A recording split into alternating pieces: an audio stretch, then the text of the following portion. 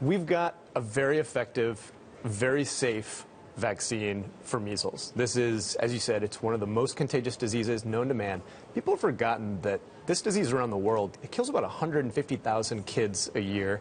It's completely able to be eradicated because we have a vaccine for people. It's only transmitted among humans, so you don't have rats running around giving this thing to people. We can do this. And you talk to disease experts, and they say that people have forgotten how scary this disease was. You think now, oh, red spots. But maybe they forgot it because all those people wised up and vaccinated themselves. Yeah, no, that's exactly what happened. We had eliminated measles as native to the United States. And we only had, maybe 100 cases a year. People come in from other countries, they bring it in, but we had great herd immunity. Now we're seeing pockets of this country, where you only have, you have maybe 1 out of 4 school-aged kids who are under-immunized, who don't have the full component of all their vaccines that they need, and they can create these pockets of outbreaks. All of a sudden, you start to have real transmission in the U.S. So here's a question. Obviously, there are some celebrities that make this an issue, the anti-vaccine issue. I'm not going to name them, but Steph just went ahead and did it. How big of an impact are they? Are they driving this? Are they one of the primary reasons? Is there a way to quantify their role? Yeah, we've seen these rates of non-vaccination grow in recent years. It's a lot of times it clusters in certain communities where either parents or physicians or whatever, they may think that, okay, I'm not going to get my kid vaccinated. So you'll have pockets. It's Central California sometimes. We've seen high rates in Michigan where there are waivers now. There are these state laws that allow waivers, not on a medical exemption or a religious exemption. They call it a philosophical waiver. So you say, I don't really want to get my kid vaccinated. Okay, so hold on. This is my decision. This outbreak has happened in California.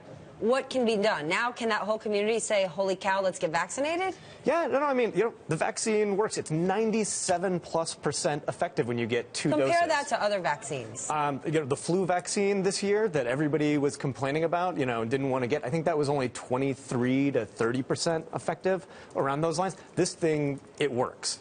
We fixed this problem in the U.S., and now I think, we had 650 cases in 2014 in the areas that CDC monitors. Put that in comparison. How many cases? 644, and that's just, that's what we monitor and that gets reported.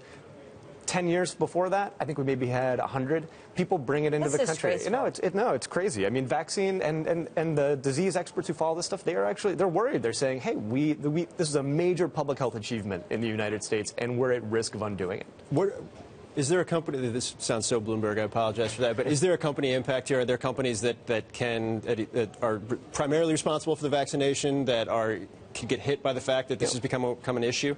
Phil, the beautiful thing about the vaccine is that it's cheap, it's widely available. People can make this thing for pennies. This isn't a big money maker. This is a fundamental public health issue for the world. Okay, so really for those who are choosing not to vaccinate themselves, their children, are there other diseases like measles we should have our eye on that other outbreaks could pop up? Yeah, whooping cough has been making a comeback. We've got the flu vaccine. The flu vaccine, it is important. There are vulnerable, sick people out there who are put in danger when they get ill with the flu. Measles, it can cause serious complications in some people. It's a really low rate, but I mean, back in 1990 in the U.S., this killed about 3 out of every 1,000 people. 1990. I mean, I believe we had MTV then. This was not the dark ages, as one person was bringing up to us. That's a scary, scary figure. It seems small, but if you're a parent and you've got a kid and you know that they could get infected, I mean, that's not something you want to be walking around with. Not me.